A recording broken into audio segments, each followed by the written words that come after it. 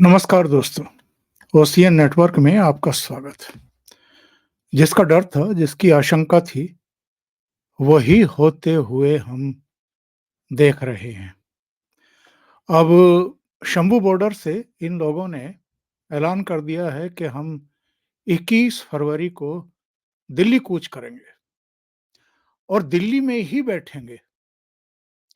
यानी जो सरकार कोशिश कर रही थी कि कई दौर की भले ही बातचीत करनी पड़े, चंडीगढ़ में बैठे हम लोग, इनको वहीं रोक करके रखें और चंडीगढ़ में ही किसी तरीके से कोई रास्ता निकल आए और इनको वापस अपने घरों को भेज दिया जाए।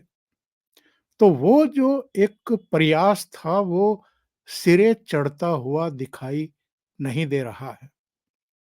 मोदी सरकार ने इन लोगों से 8 फरवरी को पहले दौर की बातचीत की थी, फिर 12 फरवरी को बैठक हुई, फिर 15 को हुई और एक 18 फरवरी को हुई। पहली बैठक 8 फरवरी वाली दिल्ली में हुई और इसके अलावा जो 3 बैठकें थी वो चंडीगढ़ में हुई।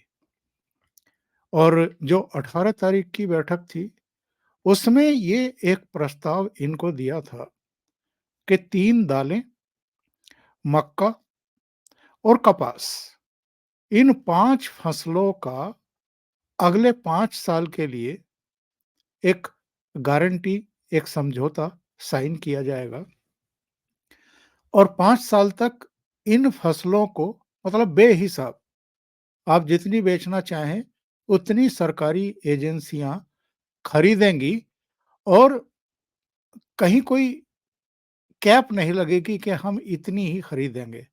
अगले 5 साल के लिए 3 दालें, मक्का और कपास। ये बता भी दिया गया था इन लोगों को कि नेशनल कोऑपरेटिव कंज्यूमर फेडरेशन यानी एनसीसीएफ या नेशनल एग्रीकल्चरल जो आपका कोऑपरेटिव मार्केटिंग फेडरेशन है, यानी एनएफएडी, नेफेड, ये आपकी खरीदारी करेंगी और जो कॉटन कॉर्पोरेशन ऑफ इंडिया है वो कपास की खरीदारी करेगा। अब वहां तो इन्होंने कह दिया कि ठीक है, हम आपस में बात करेंगे और आपस में बात करने के बाद इन्होंने 19 फरवरी की शाम को ये ऐलान कर दिया कि हमें सरकार की ये जो प्रस्ताव हैं ये मंजूर नहीं है। ये तो हमें भरमाने वाले हैं, इनसे तो नाप-तोल करके हमने देख लिया है, कोई फ़ायदा होने वाला नहीं है। हम तो सारी की सारी जितनी भी फसलें हम उगाते हैं, उन सब का एमएसपी आपको देना पड़ेगा और वो जो स्वामीनाथन आयोग की सिफ़ारिशें हैं, उसके अनुरूप ही देना पड़ेगा। और इसके अलावा भी इनकी बहुत सारी माँगे हैं। ये कह रहे हैं कि सारी माँगों को मानना पड़ेगा। अब इनमें जो है, जो 10,000 आपको पेंशन भी देनी पड़ेगी हर किसान को और इसके अलावा जितने कर्जे हैं वो सारे माफ़ करने पड़ेंगे। मतलब किसानों के कर्जे भी माफ़ करने पड़ेंगे, बिजली बिल भी माफ़ करने पड़ेंगे, 10,000 हर किसान को पेंशन भी देनी पड़ेगी। इसके अलावा हर फसल जो ये उगाएँ, उसका एमएसपी जो स्वामीनाथन आयोग की सिफ़ारिशें हैं, उसके आधार पर उनकी खरीदारी करनी पड़ेगी। जो बिजली एक्ट आप बना रहे हैं, उसको रद्द करना पड़ेगा। मतलब बहुत सारी ऐसी माँगे हैं, जो उठाई जाएँ, ना धरी जाएँ। और ये सब माँगें इसलिए की गई हैं, जानबूझ करके ऐसी-ऐसी माँगें इस पत्र में डाली गई हैं, जिनको सरकार पूरी कर नहीं सकती, कोई भी सरकार नहीं कर सकती और ये तो चाहते ही ये हैं कि ये स्थितियाँ, परिस्थितियाँ उत्पन्न हों। इनका तो एक्चुअल में एजेंडा ही राजनीतिक है। ये किसानों से संबंधित तो आंदोलन ही नहीं है। हमने उस समय भी बताया था जब ये 13 महीने दिल्ली का गला दबा करके बैठ गए थे, उस समय भी हमने कहा था कि इनके पीछे कुछ देशी-विदेशी ताकतें हैं, देशी तो ताकतें पॉलिटिकल पार्टियाँ हैं, कुछ इनको फंड करने वाले दबे-छिपे हाथ हैं, चेहरे हैं और कुछ विदेशी ताकतें हैं, जो किसी भी तरीके से प्रधानमंत्री नरेंद्र मोदी को, उनकी पार्टी को किसान विरोधी साबित करने के लिए लगी हुई हैं, कई साल से लगी हुई हैं। और यहाँ जो पॉलिटिकल पार्टियाँ हैं, जिनकी बेचैनी बढ़ती ही जा रही है, क्योंकि 1 डेढ़ महीने बाद तो लोकसभा चुनाव की पूरी प्रक्रिया ही शुरू होने वाली है। आज हम 20 फरवरी को बात कर रहे हैं और 1 महीने से भी कम समय बचा है जब लोकसभा चुनाव की घोषणा कर दी जाएगी। 7 चरणों में, 8 चरणों में, जितने चरणों में भी मतदान होगा उसका ऐलान हो जाएगा, आचार संहिता लागू कर दी जाएगी। ऐसे समय जबकि लोकसभा चुनाव होने वाले हों, नया जनादेश लेने के लिए सारी पॉलिटिकल पार्टियां, पक्ष-विपक्ष सब जनता के बीच में जाने की तैयारी कर रही हों, तब अगर किसी राज्य विशेष से इस तरह का आंदोलन शुरू किया जाए और जिद मारी जाए इस बात की कि हम तो दिल्ली में ही जाके बैठेंगे, हम कहीं और आंदोलन करेंगे ही नहीं, दिल्ली में ही जाकर के रुकेंगे। और इनको रोका भी गया है, आंसू गैस के गोले भी छोड़े गए हैं, दूसरा बल प्रयोग जो हो सकता है वो भी किया गया है, ड्रोन वगैरह का भी इस्तेमाल किया गया है। लेकिन जिस तरीके से वहाँ पत्थरबाजी हुई है, जिस तरह पुलिस फ़ोर्स के जवान घायल हुए हैं और जो सिचुएशंस क्रिएट की गई हैं, जो हमने आशंका व्यक्त की थी कि ये लोग जानबूझ करके टकराव के हालात पैदा करेंगे, खून-खराबे के हालात पैदा करेंगे, गोली चल जाए 10, 20, 50 जो किसानों के नाम पर भीड़ जुटाई है, वो अगर मारे जाएँ, तो फिर देश में और विदेश में एक पूरा प्रोपेगेंडा ये लोग चलाएँगे, जिसकी तैयारी इनका जो पिट्ठू मीडिया है और जो पूरा इकोसिस्टम है, वो उस इंतज़ार में बैठा हुआ है। क्योंकि ये सब के सब हताश, निराश, कुंठित और लाचार दिखाई दे रहे हैं क्योंकि नरेंद्र मोदी की लोकप्रियता में रत्ती भर भी कमी दिखाई नहीं दे रही है। अब ऐसे में अगर ठीक चुनाव से पहले इनको सक्रिय किया जाता है, इनको अड़ा दिया जाता है, भिड़ा दिया जाता है, तो आप अंदाज़ा लगाइए कि इनके मन में क्या है, इनका एजेंडा क्या है। वरना ये सब ऐसी चीज़ें नहीं थी, जो माँगे ये लेकर के आए हैं कि जो लोकसभा चुनाव के बाद नतीजे आने के बाद जो नई सरकार बनेगी, वो चाहे प्रधानमंत्री नरेंद्र मोदी की बने या किसी और की बने, तो उसके सामने रख देते। लेकिन चुनाव से ठीक पहले अगर आप इस तरह का वितंडा कर रहे हैं, बवाल कर रहे हैं, टकराव और खून-खराबे की बातें कर रहे हैं, दिल्ली पहुँचने की बातें कर रहे हैं, तो समझ में आता है कि एक्चुअल में इनके दिमागों में, मन में है क्या, इनका एजेंडा है क्या। अभी तक ये गुरनाम सिंह चढ़ूनी हरियाणा से और पश्चिमी उत्तर प्रदेश से राकेश टिकैत, ये इस आंदोलन से बाहर थे या जो ये जमात है पंजाब की, इन्होंने इनको जानबूझ करके बाहर रखा हुआ था। लेकिन अब जो संयुक्त किसान मोर्चा था, उसको फिर से कॉल किया है इन लोगों ने कि सब इकट्ठा हो जाओ। तो राकेश टिकैत ने अपने यहाँ एक मीटिंग बुलाई किसानों की और उन्होंने कहा कि 21 फरवरी को हम जिला मुख्यालयों पर, कचहरियों पर धरना देंगे, विरोध प्रदर्शन करेंगे। और 21 फरवरी को ही ये पंजाब वाले कह रहे हैं कि हम दिल्ली के लिए कूच करेंगे। यानी शंभू बॉर्डर पर जो बैरिकेड लगे हुए हैं, जो दूसरी जगहों पर लगे हुए हैं, इन सबको हम तोड़ेंगे। उसके लिए ये पहले भी जेसीबी मशीन लेकर के आए थे अमृतसर और दूसरी जगहों से, दूसरे काम भी इन्होंने वहाँ दूसरे यंत्र भी जुटा रखे हैं। इसका मतलब ये है कि 21 फरवरी को ये हरियाणा वाले भी चलेंगे, ये पश्चिमी उत्तर प्रदेश वाले भी निकलेंगे वहाँ से गाज़ीपुर बॉर्डर के लिए, ये शंभू बॉर्डर से भी चलेंगे और टकराव जगह-जगह बिल्कुल निश्चित है, यानी चुनाव से पहले ये खून-खराबा करने पर आमादा दिखाई दे रहे हैं। एक राकेश टिकैत का वीडियो वायरल हो रहा है, मैं आपको सुनवा देता हूँ, इससे इनके इरादे पता लग जाएँगे आपको कि ये चाहते क्या हैं। सरकार है, इनको सिर्फ उद्योगों से प्यार है, पूंजीवाद से प्यार है। देश में पूंजीवाद हावी होता जा रहा है, मुकाबला करना है, संघर्ष होंगे, इस लड़ाई में लोग मारे भी जाएंगे। और हम चाहते हैं, हमने बार बार कहा कि एक कुर्बानी टिकैत परिवार की इस आंदोलन को चाहिए। ये सरकार ध्यान से सुन ले, जहां पे भी गोलियां चलेगी हम आगे रहेंगे। हम चाहते हैं कि टिकैत परिवार की एक कुर्बानी गोली से इस किसान आंदोलन में जाए। 2018 में 8 में जानी थी, बच गई 28, 21 में जानी थी, ये जाएगी। ध्यान सुन लेना है सरकार। सुना इनको? क्या कहा इन्होंने? ये चाहते हैं कि गोलीबारी हो, खून-खराबा हो और ये आगे बढ़ चढ़ कर के मुकाबला करें, इनकी शहादत हो। ये कह रहे हैं कि टिकैत परिवार एक शहादत तो देने को तैयार है। अब किसकी तरफ इनका इशारा है? अपने बड़े भाई की तरफ है, भतीजे की तरफ है या खुद की ही कुर्बानी देने की बात कर रहे हैं, शहादत देने की बात कर रहे हैं? और सेम बात इन्होंने जो मीडिया था, खड़ा था, उससे भी कही है।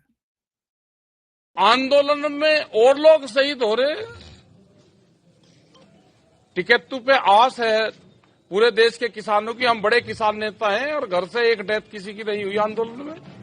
तो एक कुर्बानी तो चाहे फौज में नहीं हुई तो किसान आंदोलन में हो, तो एक कुर्बानी टिकैत परिवार की इस देश को चाह रही है। ये सरकार ध्यान से सुन ले। न अंदेशा नहीं, हम तो चाह रहे कि हम सामने से हो भाई। हमारा तो मामला जाने का खतरा है कि नहीं, बात हम कह रहे जाने के खतरे की हम नहीं। हम कह रहे हैं कि जब आंदोलन हो और उसमें फायरिंग हो तो हम उसमें हमारी कुर्बानी जानी चाहिए। ये कहा हमने। ये जो मीडिया से बात कर रहे हैं, इनके साथ आपने देखा होगा एक सरदार जी भी नज़र आ रहे हैं और ये सरदार जी मुझे लगता है कि पंजाब से इनके पास भेजे गए हैं, निमंत्रण भेजा गया है इनके पास कि आप भी अब दल-बल के साथ 21 फरवरी को दिल्ली पहुँच जाइए। अब देखिए जो ये टकराव के हालात पैदा हुए हैं, ऐसा तो है नहीं कि मोदी सरकार या होम मिनिस्ट्री या जो एजेंसियाँ हैं, सुरक्षा एजेंसियाँ, खुफिया एजेंसियाँ, वो हाथ पर हाथ रखे हुए बैठी होंगी। अगर इस बार मोदी सरकार ने सख्ती दिखाई है और इनको हरियाणा बॉर्डर पर अंबाला जिले के शंभू बॉर्डर पर ही रोक दिया है, तो ज़ाहिर है सरकार की भी कुछ तो तैयारी होगी, कुछ तो सरकार ने सोचा होगा कि इस बार इनको दिल्ली तक नहीं आने देना है। लेकिन क्या दिल्ली में आने से रोकने के लिए या जो दिल्ली के लोगों को परेशानी होती है और यहाँ के ज़रिए जो पूरे देश में और दुनिया में गलत मैसेज जाता है, उससे बचने के लिए और वैसे भी चुनाव का समय है, तो उससे बचने के लिए क्या उम्मीद की जा सकती है कि अदालत इस बार कुछ सकारात्मक रुख दिखाएगी और इनके प्रति कोई कड़ा रुख अपनाएगी? ऐसा लगता नहीं है। क्योंकि जब वहाँ शंभू बॉर्डर पर ये आकर के बैठे, आँसू गैस के गोले और उधर से पथराव और तमाम चीज़ें हो रही थी, तो दिल्ली में जगह-जगह दिल्ली पुलिस ने बैरिकेड करके और सघन जाँच-पड़ताल शुरू की थी कि जो कारों से आ रहे हैं, दूसरे व्हीकल से आ रहे हैं, वो आंदोलनजीवी तो नहीं हैं। और कुछ लोग पहुँच भी गए थे। सिंधु बॉर्डर पर भी पहुँच गए थे, टीकरी बॉर्डर पर भी पहुँच गए थे, कुछ गाज़ीपुर पर भी पहुँच गए थे। उनको हिरासत में लेकर के और जो अस्थायी जेलें थी, वहाँ उनको भेज दिया गया था। और जो सुप्रीम कोर्ट बार एसोसिएशन के अध्यक्ष हैं, आदिश अग्रवाल, उन्होंने एक सीजेआई को, चीफ जस्टिस ऑफ इंडिया को एक पत्र भेजा और उन्होंने ये कहा कि साहब, जगह-जगह दिल्ली में जाम की स्थितियां हो रही हैं और हम लोगों को भी परेशानी हो रही है, यानी वकीलों को भी परेशानी हो रही है। जो तय समय होता है सुप्रीम कोर्ट पहुंचने का और कार्रवाई में भाग लेने का, हम तय समय पर नहीं पहुंच पा रहे हैं। एक आध वकील का भी जिक्र किया उन्होंने कि उनको जब सुनवाई का समय हुआ तो अपनी गाड़ी से ही जाम में फंसे-फंसे अपीयर होना पड़ा सुप्रीम कोर्ट में। तो आप इसका स्वतः संज्ञान लें और दिशा निर्देश जारी करें। तो सीजेआई ने, चंद्रचूड़ साहब ने कह दिया कि अगर किसी वकील को परेशानी हो रही है, वकील साहिबान को परेशानी हो रही है, तो हमें बताएं, हम देख लेंगे और जो करना होगा वो करेंगे, यानी तारीखें आगे बढ़ा देंगे, कुछ और काम करेंगे। लेकिन उन्होंने ऐसा कोई संकेत नहीं दिया कि वो इन आंदोलन जीवियों को किसी तरह का कोई दिशा निर्देश देने के मूड में हैं अभी, इस समय। आगे कोई सिचुएशन होगी और तब कोई याचिका लगेगी और तब वो कुछ कहें, तब देखेंगे कि क्या रुख रहेगा सुप्रीम कोर्ट का।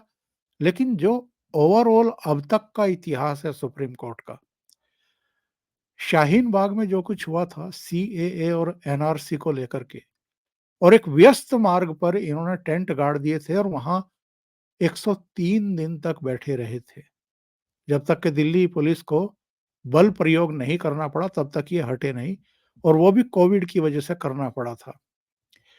शाहीन बाग के अलावा भी फिर ये 13 महीने के लिए दिल्ली के चारों तरफ आकर के बैठ गए थे आंदोलनजीवी किसान। और तब भी जो सुप्रीम कोर्ट का रुख था, क्योंकि सेंट्रल गवर्नमेंट गई थी, हरीश साल्वे भी अपीयर हुए थे गवर्नमेंट की तरफ से, नागरिकों की तरफ से, और जो लोगों को परेशानियां हो रही थी उसकी बात कही थी, बताई थी।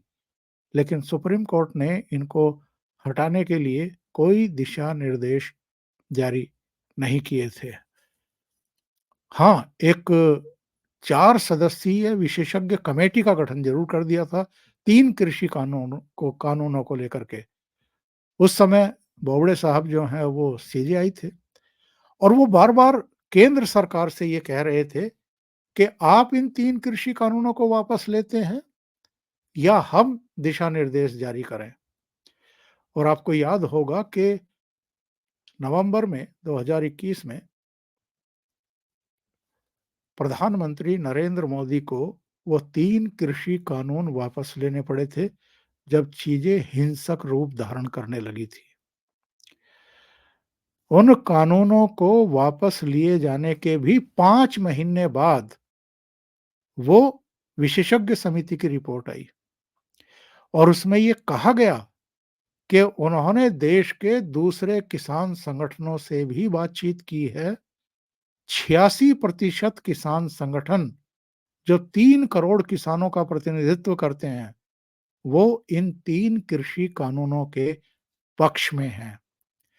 86%। इसके बावजूद वो 3 कृषि कानून वापस लेने के दिशा निर्देश सुप्रीम कोर्ट जारी कर रही थी और उन पर एक तरीके से स्टे कर दिया था कि ये लागू नहीं किए जाएंगे। तो आप सुप्रीम कोर्ट से तो क्या उम्मीद करते हैं, जो इस तरह का रुख अपनाए हुए दिखाई देती है। तो ऐसे में सवाल ये है कि होगा क्या? ये सबसे बड़ा यक्ष प्रश्न है। सरकार को किसी भी तरीके से इनको वहीं रोकना पड़ेगा जहां से ये चलना चाहते हैं। अगर ये ऐसे समय, जबकि देश चुनाव में जाने के लिए तैयार बैठा है, ऐसे समय अगर ये दिल्ली में आकर के बैठेंगे, तो आप अंदाजा लगाइए कि किस हद तक एनार्की पैदा होगी और इनके पीछे कौन-कौन है, किन-किन पर मुसीबतों के पहाड़ टूटे हुए हैं, राजनीतिक तौर पर भी, कानूनी तौर पर भी किनके सिर पर गिरफ्तारी की तलवार लटकी हुई है और जो भागे-भागे फिर रहे हैं ईडी से और दूसरे लोगों से, वो सब भी पर्दे के पीछे से एक भूमिका इस समय निभा रहे हैं। अभी के लिए इतना ही। बहुत-बहुत धन्यवाद। अगर आपको ये चैनल और इसके कंटेंट पसंद आ रहे हैं, तो लाइक करें, कमेंट करें, वीडियो को शेयर भी करें। अभी तक अगर आपने ये चैनल सब्सक्राइब नहीं किया है, तो सब्सक्राइब कर लें और साथ में लगे बेल आइकॉन को दबा दें, ताकि आगे आने वाले वीडियो और उनके नोटिफ़िकेशन आप तक पहुँचते रहें। बहुत-बहुत धन्यवाद। नमस्कार।